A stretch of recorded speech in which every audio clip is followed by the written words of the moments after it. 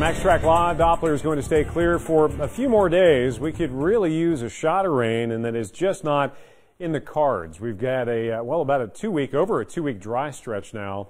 And look what's not happening. All the rain is locked up across the upper Midwest, getting into the western Great Lakes. They've got showers and storms on the move.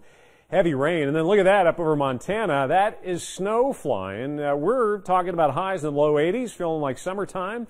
They're getting whacked with winter over central Montana up towards the U.S.-Canadian border. So closer inspection shows some of that heavier rain that's on the move. The problem is the very slow-moving cold front, so it just continues to dump over the same area.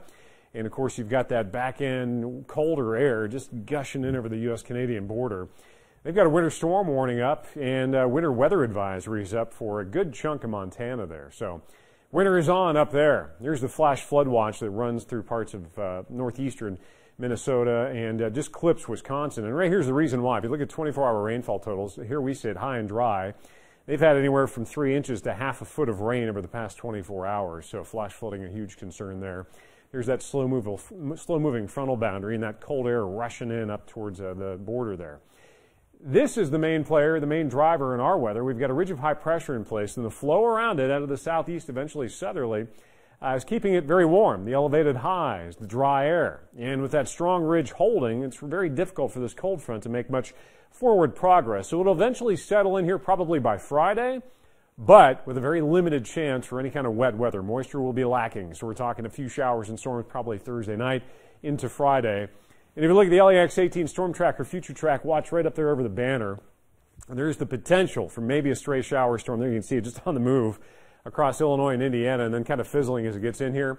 So, yeah, we'll have a little bit of wet weather tracking our way, but it's nothing that's really going to help us out. We are 13 days rain-free here in Lexington since the end of September and now getting into early October.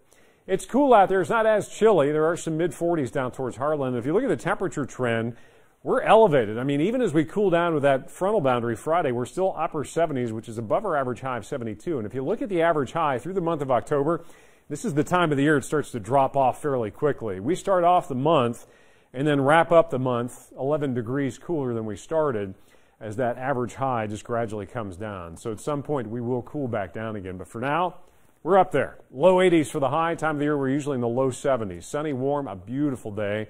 Just not feeling much like early October.